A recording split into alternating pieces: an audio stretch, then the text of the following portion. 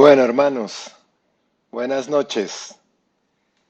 Hoy ya estamos a 20 de enero. Dios mío, ya va pasando volando el tiempo. Bueno, hoy tenemos un tema. Hoy empezamos la dispensación de la ley. Ya sé, estamos acercándonos a la gracia. Ya poco a poco nos vamos acercando a nuestro tiempo, a nuestra dispensación. Esta noche vamos a estudiar la ley como quinta dispensación. Vamos a hacer un recorderis. Tenemos 7 dispensaciones, estamos en la número 5. Vamos a recordar que ya vimos las 3 primeras, inclusive varias, pero la inocencia, la conciencia y el gobierno humano, que hacen el primer paquete de 2000 años. Luego vimos que había un paquete de 2 dispensaciones adicionales, que eran la promesa y la ley. La semana pasada vimos la promesa, que era la cuarta dispensación.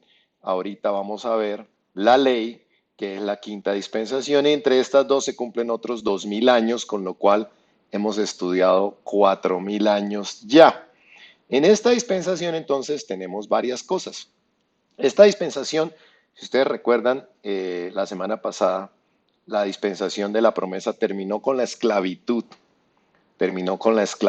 del pueblo de Israel en Egipto. Entonces aquí vamos a ver, hay varios eventos que suceden en la dispensación de la ley. El primero, pues obviamente es el llamado de Moisés como libertador del pueblo. El segundo, pues obviamente tenemos el éxodo de la tierra de Egipto. Vamos a ver algunas cosas también que tienen que ver con idolatría, con la época en la que estuvieron en el desierto, ¿sí? Vamos a ver los 10 mandamientos. Bueno, no los vamos a ver, pero en esta época suceden los 10 mandamientos. También sucede que Moisés, cuando muere, le transfiere el liderazgo a Josué, quien es el encargado realmente de llevar al pueblo de Egipto a la tierra prometida, a cruzar el río Jordán y tomar posesión de la tierra prometida. Y luego vienen unas etapas de la época de los reyes. Entonces tendremos el primer rey, que es Saúl, luego el rey David. Luego veremos que hay como una época en donde empiezan a estar los profetas y ellos anuncian y le anuncian al pueblo. Y en esta época de el rey David y del rey Salomón, empieza como a desordenarse el pueblo de Israel nuevamente, porque después de que llegaron a la tierra prometida, pues conquistaron muchas cosas. Y viene la caída de Jerusalén, más o menos en el año 587 antes de Cristo, viene la caída de Jerusalén ante el reino de Babilonia, el rey Nabucodonosor. Y entonces ahí es cuando básicamente Daniel y muchos de ellos son llevados a Babilonia. Ahí estudiaremos más adelante el tema de los amigos de Daniel que son introducidos en el horno. Y luego veremos el episodio de Daniel en el foso de los leones. Y este Daniel es el que realiza la profecía de las 70 semanas. Ya también hacia 164 años antes de Cristo, viene la profanación del templo por los griegos. Entonces ellos montan una estatua de Zeus en el altar y sacrifican un cerdo, haciendo una profanación total del templo. Y ahí vienen los judíos macabeos, que esto es una historia que finalmente ellos recuperan el templo. Y en el año 40 antes de Cristo viene Herodes trayendo la reconstrucción del templo y obviamente, como todos sabemos, esta dispensación termina con la venida del Mesías. Acuérdense que las dispensaciones siempre empiezan con una nueva oportunidad y terminan con un juicio. Y entonces viene el Mesías y esta dispensación termina en la cruz. Entonces, bueno, vamos a ver entonces varios tópicos dentro de esta dispensación. El primero que quiero comentarles en la noche de hoy es el propósito de la libertad, porque acuérdense que ellos estuvieron en la esclavitud, el pueblo de Israel, 430 años en esclavitud. Y entonces Dios manda un libertador, que es Moisés, para darle al pueblo un nuevo comienzo. Siempre lo hemos visto.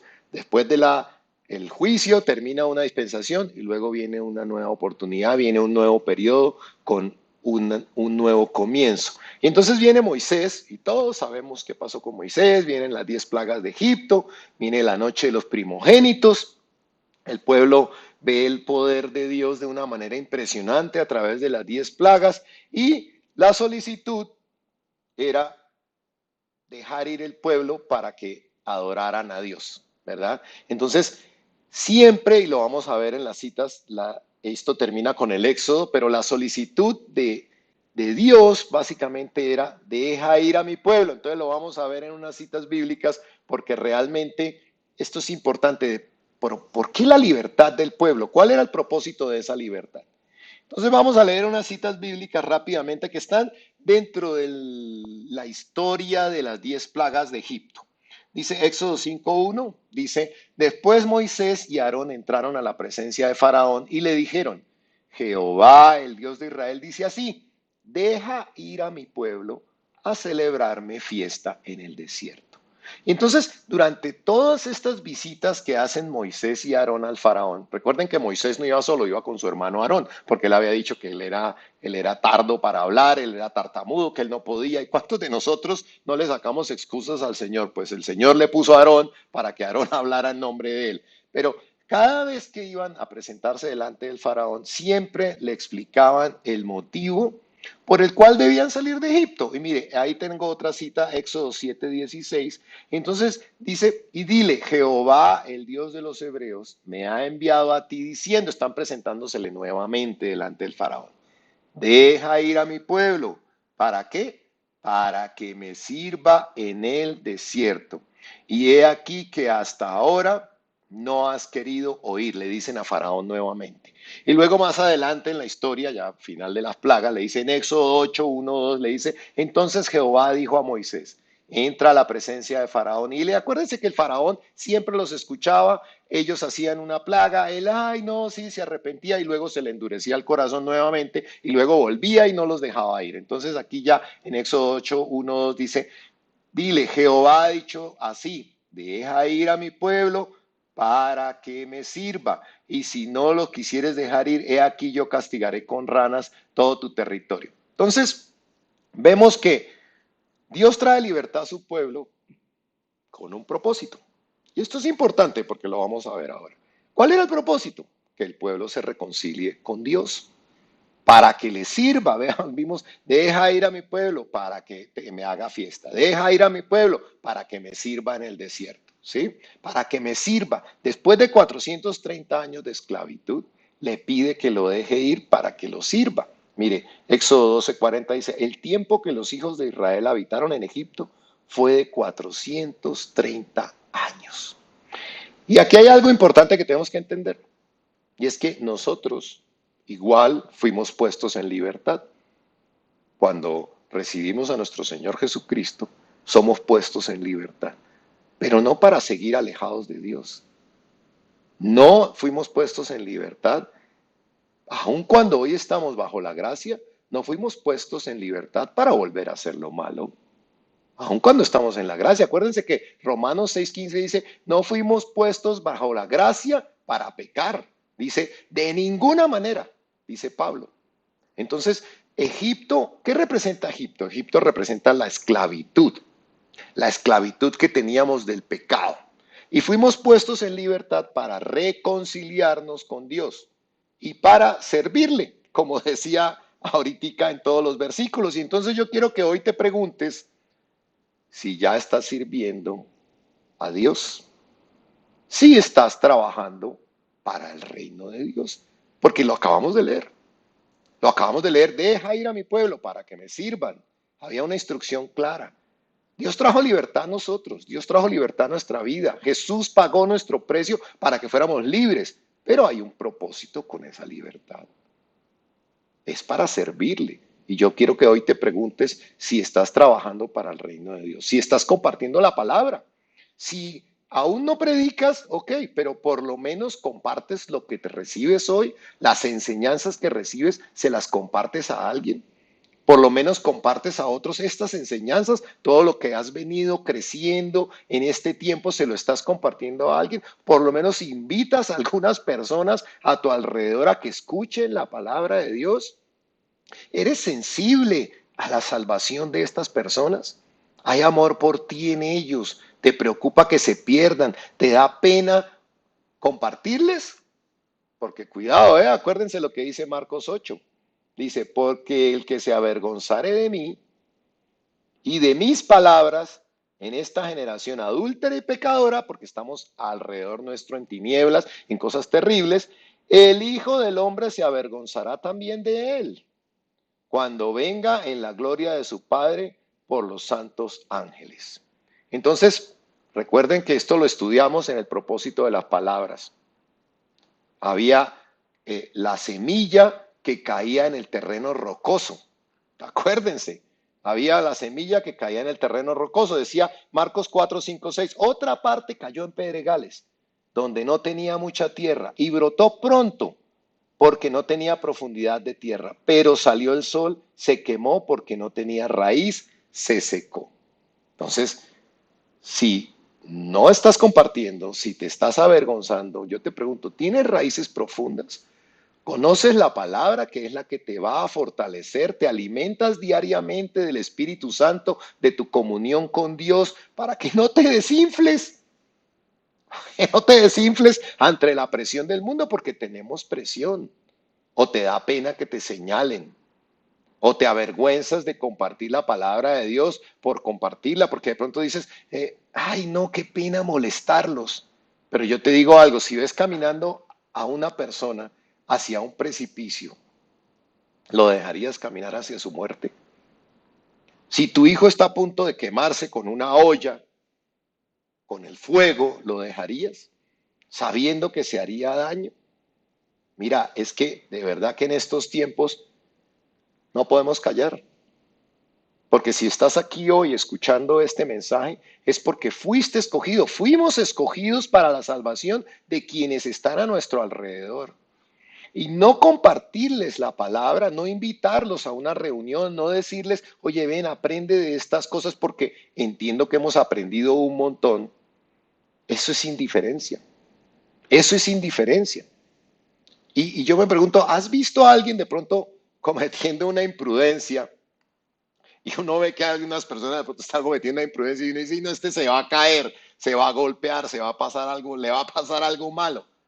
¿Cómo te sentirías si uno no le dice nada y le pasa algo malo por no haber hecho nada? ¿Cómo nos sentiríamos? ¿Sentiríamos culpables? Y mire, la salvación es algo con lo que no podemos jugar, es algo que tenemos que asegurarnos. Y en esto yo quería compartirles algo, un ejemplo, nosotros en la industria del gas natural.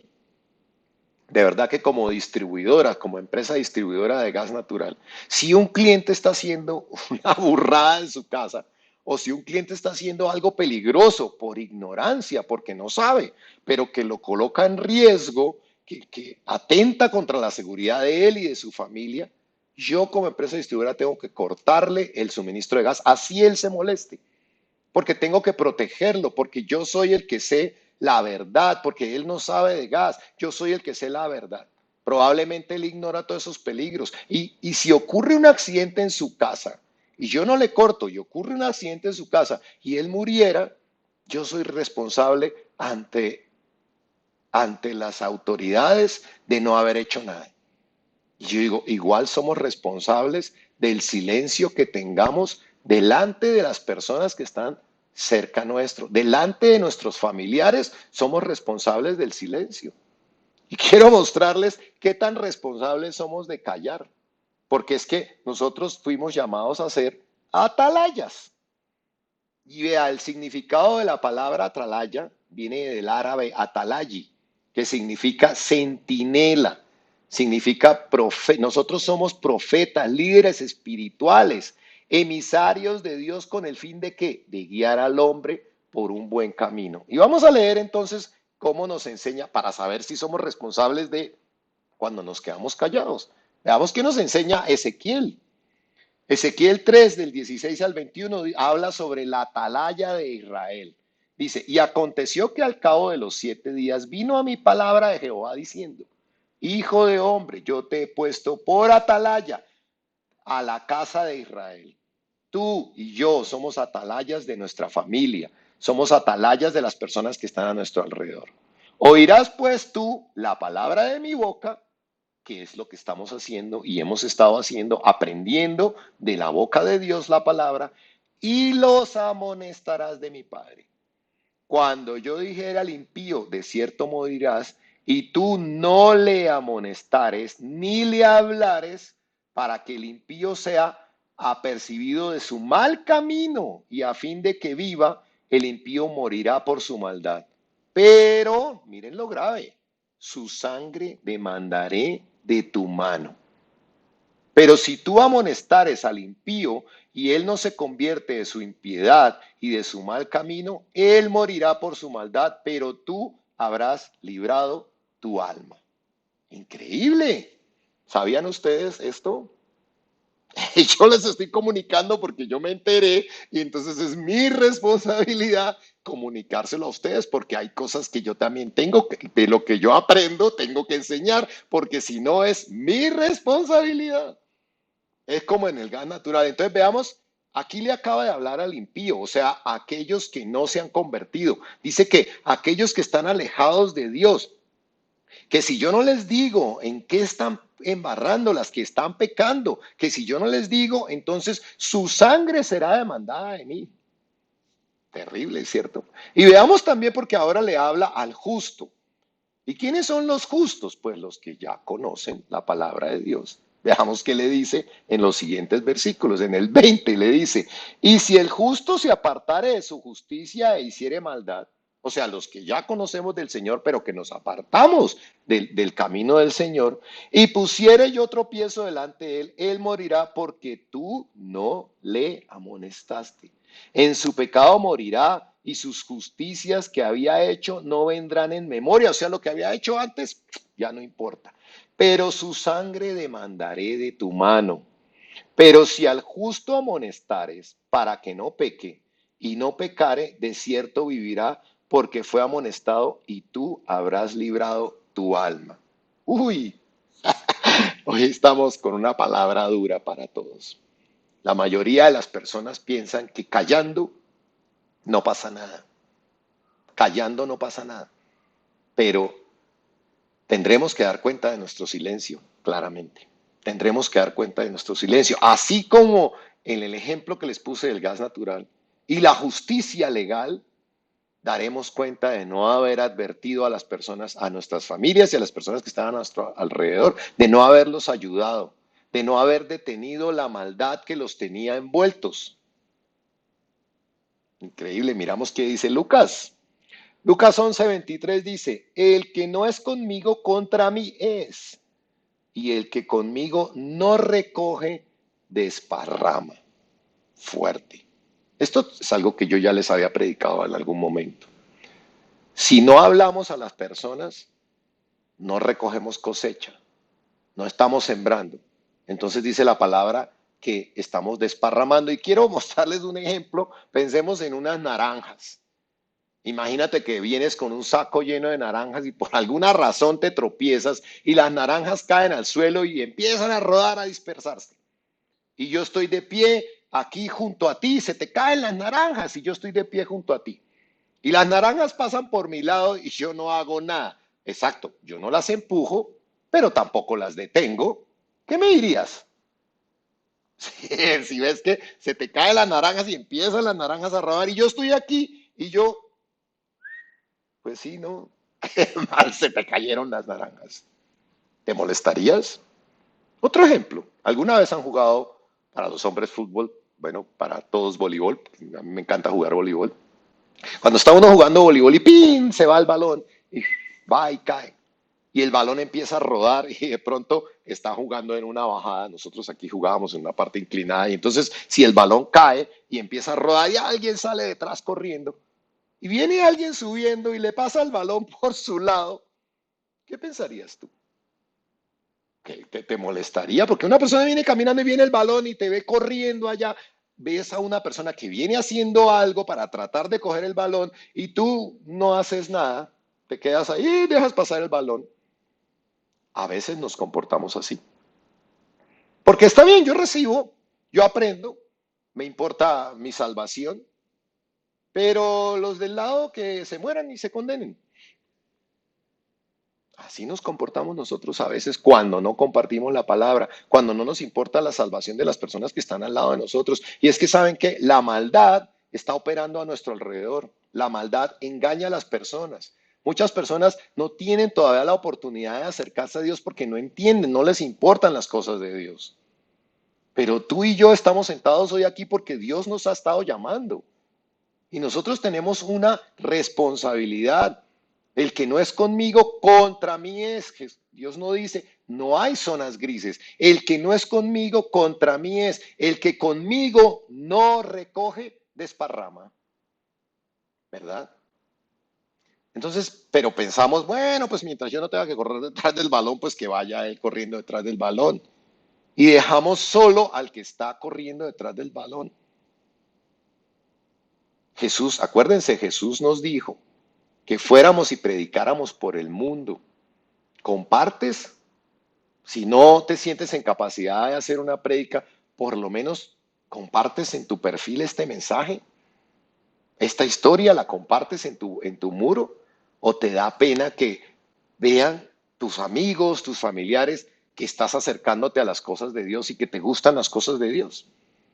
O te da pena incomodar a otros, o te da pena que piensan. Acuérdate lo que leímos ahorita. Si tú te avergüenzas de las cosas de Dios, el Hijo del Hombre se avergonzará de ti. Entonces puedes estar, al no hacer nada, puedes estar desparramando, o peor, la sangre de esas personas será demandada sobre ti. Esto es algo que quiero dejarles como reflexión en la noche de hoy, porque esto lo leí ya hace tiempo, pero ahora que estoy volviendo a estudiar sobre estos temas, volvió a mi mente nuevamente y dije, es que hay una responsabilidad muy grande. El que conoce tiene la responsabilidad de hablar, no puede callar. Entonces yo los invito a que reflexionen sobre este tema.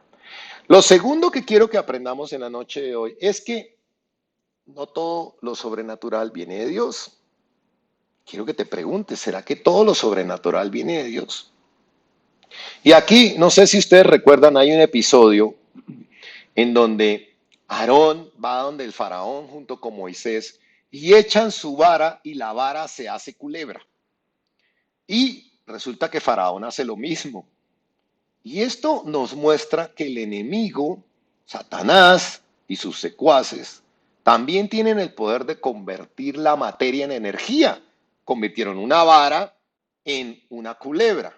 Entonces, los hechiceros de Faraón, lo vamos a leer ahora, también hicieron lo mismo. Entonces tenemos que tener cuidado, tenemos que ser muy cuidadosos en lo que creemos, porque resulta que no todo lo que es sobrenatural es de Dios y estamos acostumbrados un poco a pensar en eso y miremos el significado de sobrenatural.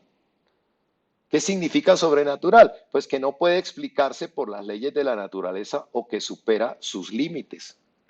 Entonces, acuérdense que en el reino espiritual está la luz, pero también están las tinieblas. Tenemos que tener cuidado porque Satanás y sus demonios también tienen capacidades sobrenaturales.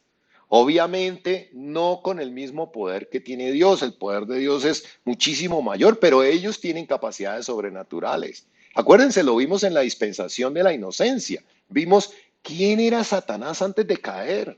Era un querubín protector. Tenía bastantes poderes y tenía bastantes cosas. Entonces, veamos el episodio en donde los hechiceros hacen cosas, miremoslo. Dice, si Faraón os respondiere diciendo, mostrad milagros, dirás a Aarón, toma tu vara y échala delante de Faraón para que se haga culebra. Vinieron pues Moisés y Aarón a Faraón e hicieron como Jehová lo había mandado. Y echó Aarón su vara delante de Faraón y de sus siervos y se hizo culebra. ¿Y qué sucedió? Miren, entonces llamó también Faraón sabios y hechiceros e hicieron también lo mismo los hechiceros de Egipto con sus encantamientos. Pues echó cada uno su vara, las cuales se volvieron culebras. mas la vara de Aarón devoró las varas de ellos. Entonces vea, si bien es cierto que el poder de Dios es muy superior, vemos, y la culebra de Aarón devoró las otras culebras y destruyó efectivamente todos los encantamientos que había hecho Satanás, es cierto también que Satanás hizo señales, pudo hacer hechizos sobrenaturales. También convirtió todas sus varas en culebras, no solo una vara, todas las varas en culebras de los hechiceros. Hizo señales sobrenaturales, pero no todo lo sobrenatural vemos que viene de Dios. Miremos Éxodo más adelantico, 7, 20, 22.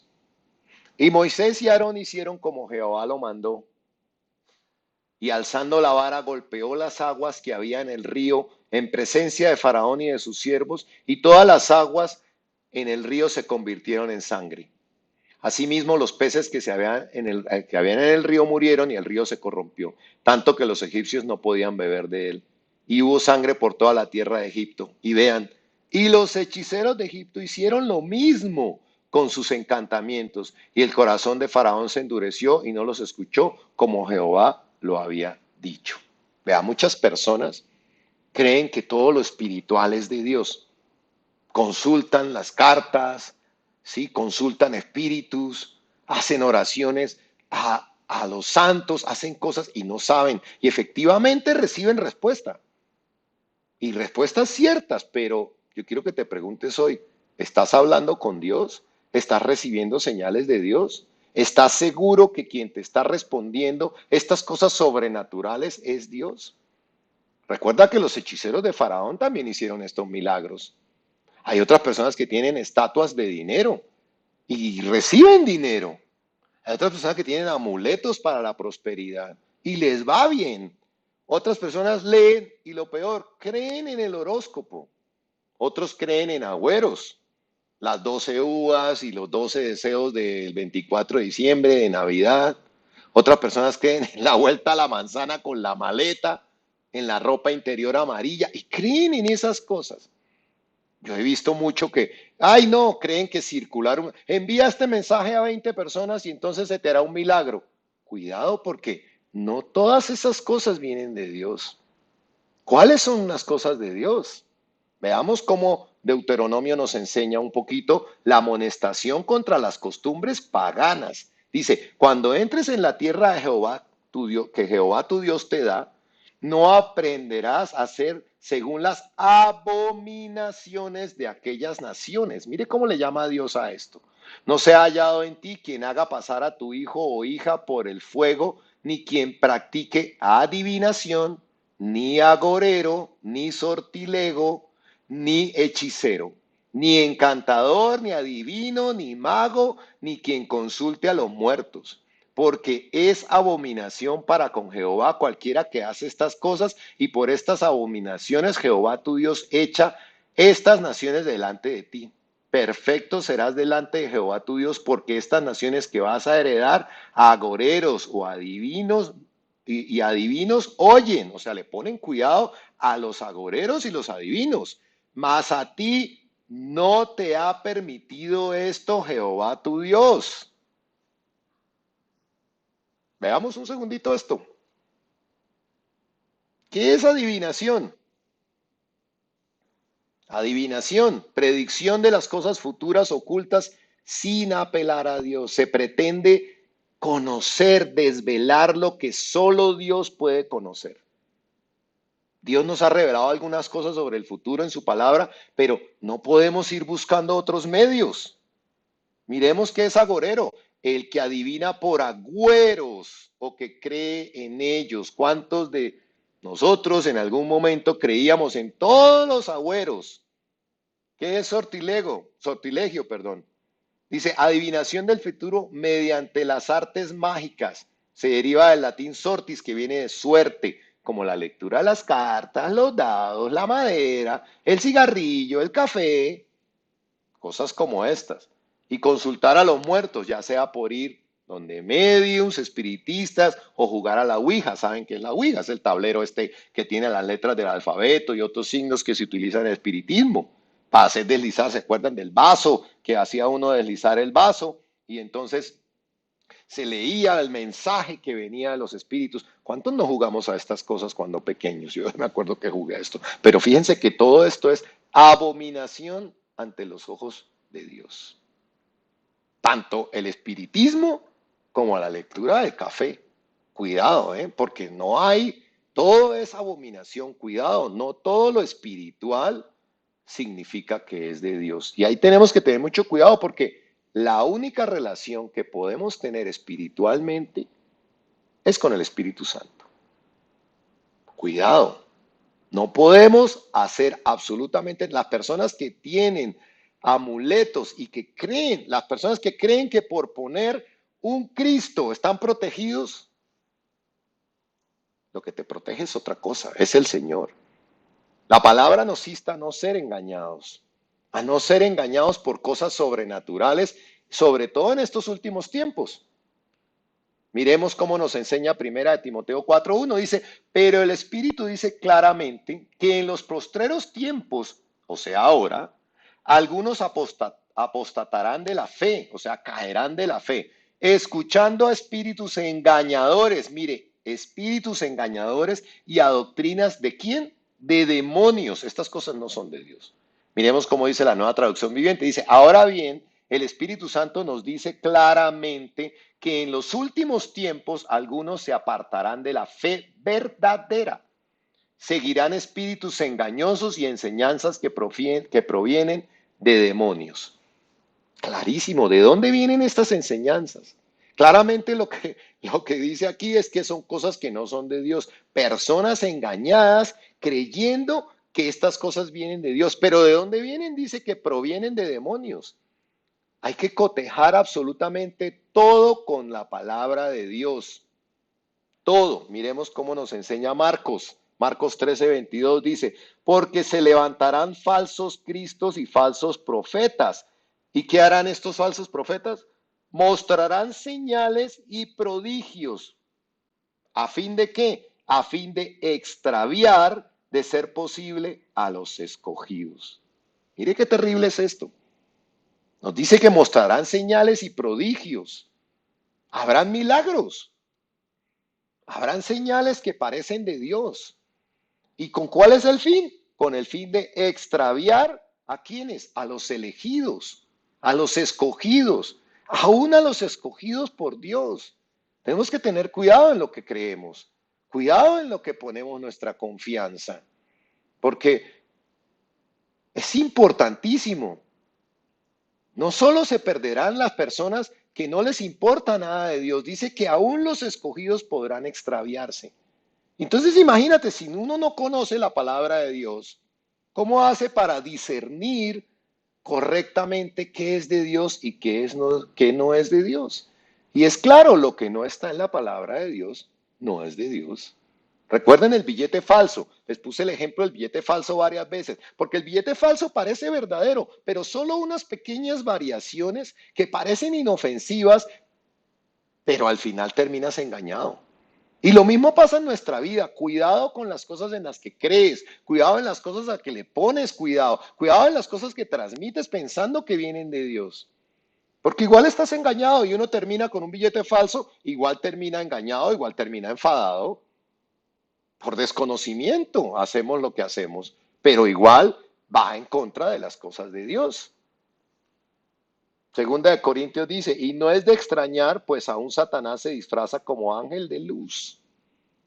No se engañen, tenemos que saber discernir. ¿Y quién nos da ese discernimiento? El Espíritu Santo con la palabra de Dios. Oseas, ¿qué dice? 4:6, mi pueblo fue destruido, ¿por qué? Porque le faltó conocimiento. Por eso yo insisto en que tenemos que leer la palabra de Dios, que es la Biblia, día y noche, como dice Josué 1:8. Nunca se apartará de tu boca este libro de la ley, meditarás en él día y noche. Entonces, vea, Dios saca a su pueblo de la esclavitud. Dios saca a su pueblo de la esclavitud, pasan el mar rojo, vienen los milagros, pero ¿cuál era el propósito? Vienen las 10 plagas, entonces entendemos que salieron de ahí, vino la noche de los primogénitos, esto que pusieron la sangre en los dinteles, y vienen a celebrar la Pascua. Y vamos a aprender qué es la Pascua, porque hoy en día nosotros también la celebramos, pero es una fiesta judía muy importante. Es la fiesta judía más importante del año judío. Y es como un banquete familiar. Y su importancia, la importancia de la Pascua radica en la sangre como símbolo de protección divina. Se celebra la Pascua junto con la fiesta de los panes sin levadura. Acuérdense, la Pascua está celebrando ese momento en el que ellos, porque eso fue lo que hicieron ellos en la última noche, la noche de los primogénitos, poner la sangre como símbolo de protección divina, ¿verdad? Y veamos un poquito qué significa la palabra Pascua. Proviene de la palabra hebrea Pesach, que significa pasar por alto. Tiene un significado extendido que significa preservar, mostrar misericordia. Con la plaga de los primogénitos había un juicio que venía sobre los egipcios, sobre toda la tierra de los egipcios, y ahí estaban ellos. Pero entonces el ángel venía a pasar por alto en donde encontraba la señal, en donde estaban sus protegidos, pasaba por alto esa casa. Quienes tuvieran la sangre de la marca del cordero, porque ya sabemos que esa era la representación de la marca del cordero, el ángel pasaba por alto, que es lo que significa Pesaj, que es lo que es la palabra traducida de Pascua. Yo quiero que te preguntes hoy si tú tienes ya la marca del cordero, tu familia tiene la marca del cordero, porque el Espíritu Santo es la marca del Cordero sobre nuestra vida. Es la cruz, aceptar la cruz y ser bautizados en agua y en Espíritu. Es la marca del Cordero sobre nosotros. Hemos hablado sobre la marca de la bestia. Nosotros tenemos que apegarnos a la marca del Cordero. Cuando somos nacidos de nuevo, somos sellados con el Espíritu Santo. Somos sellados con el Espíritu de Dios. Efesios 1:13 lo enseña, dice, en él también vosotros, habiendo oído la palabra de verdad, el evangelio de vuestra salvación, ¿y qué? Y habiendo creído en él, pero no creído como cuando les dije, ay, yo creo que tomar agua es bueno, pero nunca tomo agua, ay, yo creo que hacer ejercicio es bueno, pero nunca hago ejercicio. Creído significa creído que sea demostrable con las acciones. Entonces dice, y habiendo creído en él, fuisteis sellados con el Espíritu Santo de la promesa. Lo he dicho durante varias reuniones, ya naciste de nuevo, ya naciste del agua y del espíritu, porque no todos son salvos. Jesús lo dijo claramente en Juan 3:5. Se lo dijo a Nicodemo, de cierto te digo, que el que no naciere del agua y del espíritu no puede entrar en el reino de Dios. Pregúntate hoy si ya naciste del agua y del espíritu. Y peor, si no sabes qué significa eso, ¿cómo puedes haber nacido del agua y del espíritu? Y entonces veamos un poquito sobre la Pascua. La Pascua se celebraba, se conmemoraba al atardecer del día 14 del mes Nisan. Ahí está, el mes Nisan, que corresponde más o menos a nuestro mes de abril, el día 14. Y estaba determinado como el día 14 del mes Nisan, que coincidía con la luna llena. Hoy no necesariamente coincide con nuestro calendario. Recordemos que nuestro calendario es solar y no lunar. ¿Sí? Y veamos un poquito qué nos enseña aquí Éxodo 12 sobre la Pascua. Dice, este mes os será principio de los meses, o sea, ahí empieza el año judío. Para vosotros será este el primero de los meses del año. El animal será sin defecto, macho de un año, lo tomaréis de las ovejas o de las cabras. Y lo guardaréis hasta el día 14 de este mes, y lo inmolará toda la congregación del pueblo de Israel entre las 2 tardes. Y tomarán de la sangre y la pondrán en las 2 postes y en el dintel de las casas en las que han de comer. Y aquella noche comerán la carne asada al fuego, y panes sin levadura con hierbas amargas comerán. Pues yo pasaré aquella noche por la tierra de Egipto y heriré a todo primogénito en la tierra de Egipto, así de los hombres como de las bestias, y ejecutaré mis juicios en todos los dioses de Egipto, yo Jehová. Y la sangre os será por señal en las casas donde vosotros estéis. Y veré la sangre y pasaré de vosotros, y no habrá en vosotros plaga de mortandad cuando hiera la tierra de Egipto. Y este día os será en memoria y lo celebraréis como fiesta solemne para Jehová durante vuestras generaciones, por estatuto perpetuo lo celebraréis. Ya vemos claramente que esto era una representación previa de lo que Jesús hizo en la cruz. Y vemos que venía un juicio, dice, ejecutaré mis juicios sobre todos los dioses de Egipto, venía un juicio sobre la tierra. Estamos muy próximos al juicio, de hecho muchos de los juicios sobre la tierra están desatándose ya. Y la única forma de estar protegidos era con la sangre del cordero en la casa. Dice, y la sangre, ejecutaré mis juicios en todos los dioses de Egipto. Dice, y la sangre os será por señal en las casas donde vosotros estéis. Y veré la sangre y pasaré de vosotros, y no habrá en vosotros plaga de mortandad cuando hiera la tierra de Egipto. De igual manera, para nosotros hoy es la sangre del cordero, porque vimos que el mismo cordero, esto era un preámbulo de la sangre de Cristo en la cruz. Es Jesucristo el Cordero de Dios, que ahora nos permite estar protegidos de todo juicio.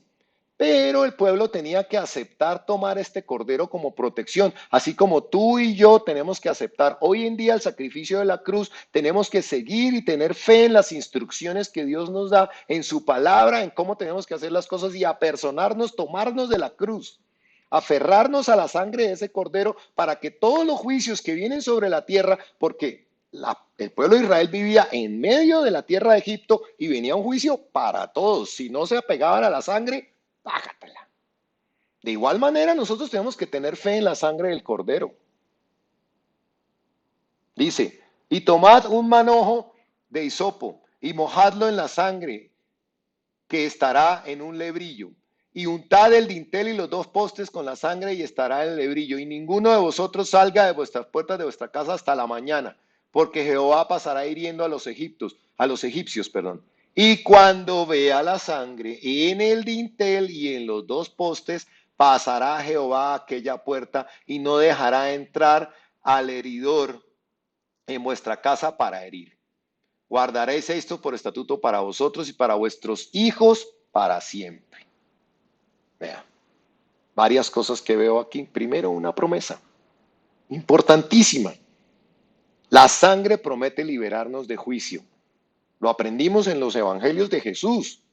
Si no has entendido el tema de la cruz, no has entendido la redención por medio de la sangre, tienes que ver los evangelios de Jesús. Entonces, aun cuando somos pecadores, porque nosotros seguimos siendo pecadores, tú y yo seguimos siendo pecadores, pero Dios promete que esta sangre hará que pase por encima, que proteja nuestra vida y la vida de nuestra familia.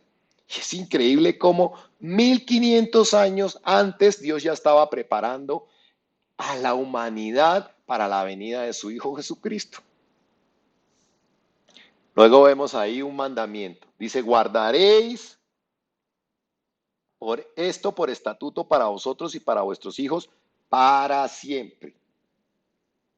Es increíble pensar cómo los judíos guardaron este mandamiento por 1500 años, porque el éxodo ocurrió en el 1450 antes de Cristo. Lo guardaron por 1500 años y cuando vino Jesús, lo rechazaron. Celosamente guardaron el mandamiento, pero se volvieron religiosos. Se concentraron en la ley y no pudieron ver al Mesías. Y así hay personas hoy en día concentradas en una religión. No pueden ver a Jesús. Una cosa es conocer de Dios y otra cosa es conocer a Dios. Les tengo un ejemplo del presidente. Una cosa es conocer del presidente y otra cosa es conocer al presidente. A mí si voy a la casa presidencial seguro no me dejan entrar. Necesito tener una relación con el presidente para que me dejen entrar. Si no tengo una relación no me dejan entrar. Necesito una relación con Jesús para poder entrar al reino. Puedo ir a la iglesia, puedo hacer todos los rituales religiosos que quiera, pero si no tengo una relación, no me conocen. Pasará lo que Jesús les dijo. Miremoslo, porque es que estas cosas son serias. Mateo 7:21 les dijo, no todo el que me dice Señor, Señor Señor, Señor Jesucristo, Señor, mi Señor, mi Señor. No todo el que me dice Señor, Señor entrará en el reino de los cielos, sino ¿quién es? El que hace la voluntad de mi Padre que está en los cielos. ¿Estás haciendo la voluntad de Dios o estás haciendo tu voluntad? En aquel día muchos me dirán, Señor, Señor, no profetizamos en tu nombre, y en tu nombre echamos fuera demonios, y en tu nombre hicimos muchos milagros, pero yo les diré claramente, nunca los conocí, apártense de mí, obreros de la maldad. No todos los que van a la iglesia son conocidos por el Señor. Increíble, ¿no? Solo los que tienen una relación con Jesús son conocidos por Él. Se requiere de oración diaria, de conversar con Dios. Y no hablo de repetir oraciones sin sentido, hablo de tener una conversación con Dios. Se requiere de oírle, que te habla. Y tú me dirás, bueno, ¿y yo cómo oigo a Dios? Pues a través de su palabra, porque es su palabra y necesitamos oír la palabra, escuchando la voz de Dios. La palabra de Dios es su voz. Y yo te pregunto, ¿ya estás escuchando la palabra de Dios diariamente? ¿Estás leyendo? Estás leyendo y mire, me sorprende lo que dice aquí, dice, no profetizamos en tu nombre y en tu nombre echamos fuera demonios y en tu nombre hicimos muchos milagros. Hacer cosas en el nombre de Jesús no es suficiente. Se requiere conocernos, se requiere una relación. Debe ser, hacer las cosas debe ser una consecuencia de conocerle. Yo puedo ir a los ancianatos, puedo llevar mercados a los pobres, puedo hacer cantidad de cosas, pero si no tengo una vida de oración y de lectura de la palabra, no tengo una relación con Dios. No lo conozco. Y fíjense cómo les dice, nunca los conocí, apártense de mí.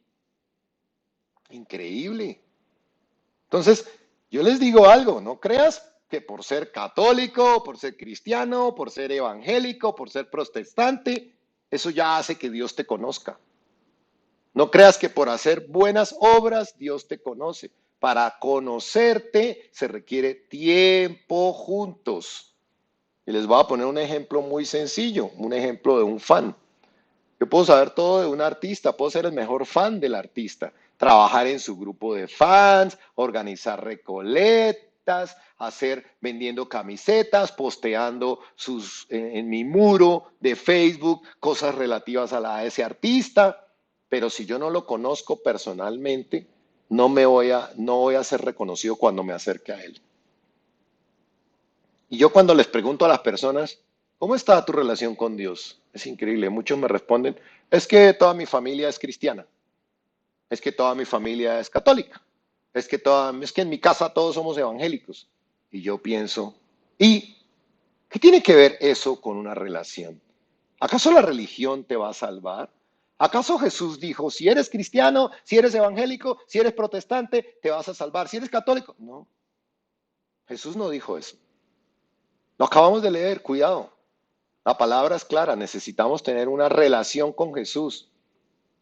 Oír la palabra, hablar con Él y escuchar su voz. Y yo quiero que te preguntes algo. Si abres hoy la Biblia, que es la palabra de Dios, ¿eres capaz de oír lo que Dios te quiere decir? Porque si no eres capaz, no tienes una relación. Porque cuando hay una relación, uno se entiende la una persona con la otra. Somos capaces de hablar, pero también somos capaces de oír. Entonces, ¿oyes lo que Dios te dice? Si no eres capaz de oírle lo que Él te dice, entonces, ¿sabes qué pasa? Tienes una religión y no tienes una relación. No porque yo me ponga una camiseta que dice Carlos Vives, quiere decir que Carlos Vives me conoce. La camiseta se la pone cualquiera. Muchos van a la iglesia a calentar la banca, pero pocos tienen una relación verdadera con Jesús. Millones pueden seguir a Carlos Vives en el Instagram, hasta publicar las canciones de Carlos Vives, hasta hablarle a otras personas, saberse las canciones, cantar las canciones de Carlos Vives, cantarlas en la ducha, hablarles a otros de Carlos Vives y trabajar. Pero eso no quiere decir que las personas conozcan a Carlos Vives. Quiere decir que conocen de Carlos Vives. Y estoy seguro que si esas personas van a la casa de Carlos Vives, no los van a dejar entrar, les van a decir, oh sorpresa, nunca los he conocido, apártense de mí, no los conozco. Muchos quedarán sorprendidos, muchos estarán enfrente de Jesús engañados porque tienen una religión y no una relación. Yo te digo hoy, asegúrate y conoce a Jesús. No te conformes con conocer de Jesús. Conoce a Jesús para que Él te conozca. Lo tercero que veo era la desobediencia. ¿Cuántos de nosotros hemos convertido la Semana Santa en una temporada de parranda, de tomar trago, de salir de vacaciones y sin recordar el verdadero significado de lo que es la Pascua? Lo acabamos de leer. ¿Qué es la Pascua? Y no digo que no viajemos y que nos quedemos ahora encerrados y no salgamos en Semana Santa, pero tenemos que llevar en el corazón el mensaje, el sacrificio, lo que se hizo, tomar un tiempo durante esos días en la mañana para recordar, es un tiempo de regocijo, de recordar el Cordero de Dios, de entender el verdadero significado de la cruz, que es la que nos salva de el juicio. Y es que la verdadera adoración está en el corazón. Cuidado con los rituales, cuidado con volvernos religiosos, cuidado con la idolatría, lo veremos más adelante, se los voy a enseñar después. Dios habita en nuestro corazón, de nada sirve hacer cosas por cumplir sin tener a Dios en el corazón. Primero, Dios está en mi corazón y luego yo hago las cosas por amor.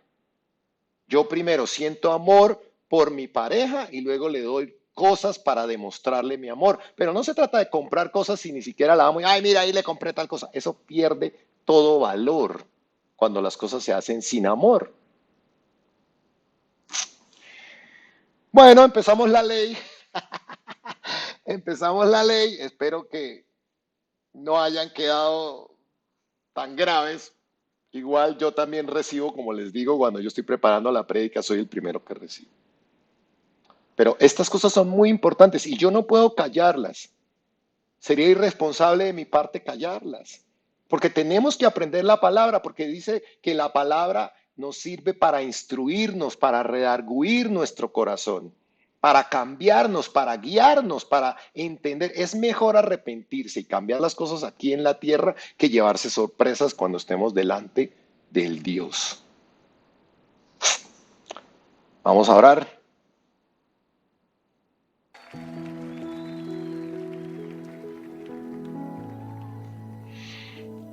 Padre mío, gracias por traer libertad a mi vida, porque ese toque que tú diste a mi corazón, a mi vida, la cambió, Señor. Anhelo que estés cada día en mi vida, Dios. Te anhelo servirte, Señor. Tú trajiste libertad a mi vida para servirte, Señor. Ayúdame a sentir ese desespero por ti, para querer estar contigo, Señor, porque tú eres el único que puede llenar mi alma, Dios. Ayúdame a compartir tu palabra con otros, Dios. Perdóname, Señor, si no he sido valiente, porque no he llevado tu mensaje a mi familia. Quiero pedirte que los toques hoy, Señor. Toca los corazones de mi familia. Toca los corazones de las personas que están a mi alrededor, Dios. Tócanos, Señor. Tócame a mí. Ayúdame a ser valiente, Señor, para ser libre de ese temor. Padre, te damos gracias hoy por la Pascua, por ese sacrificio maravilloso de tu Hijo Jesucristo.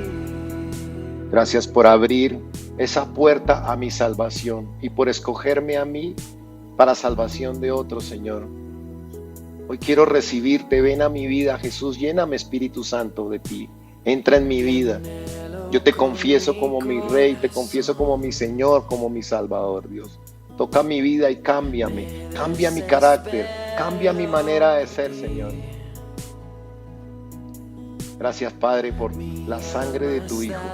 Jesús, gracias por tu sangre, por haber dado tu vida en cada gota de sangre que se derramó, porque trajiste libertad a mi vida de todo juicio.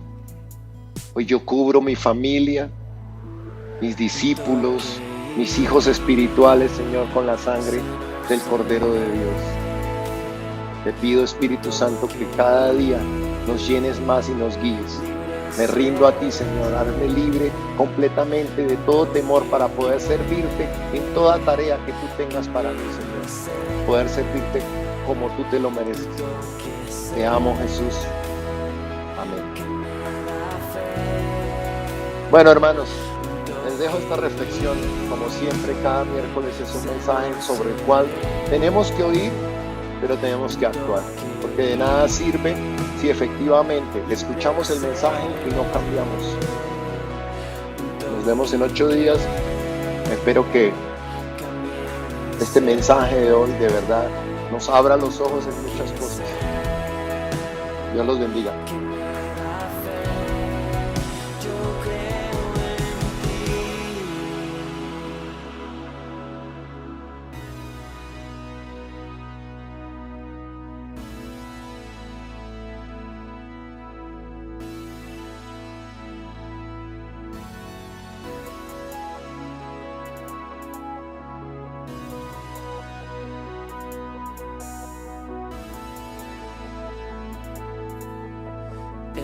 Espíritu, ven, los muros caerán, los muros caerán, los muros caerán. Espíritu, ven, tu luz brillará, tu luz brillará, tu luz brillará.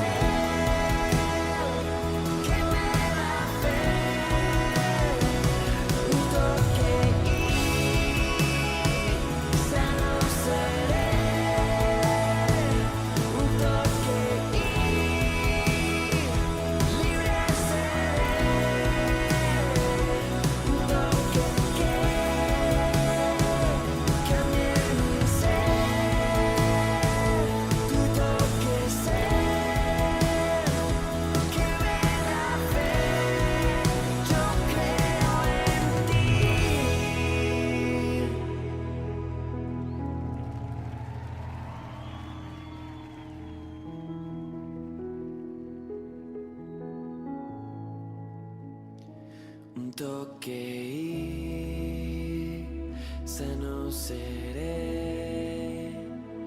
Un toque y libre seré. Un toque que cambie mi ser. Tu toque es el que me da fe. Un toque y sano seré. Un toque y libre seré.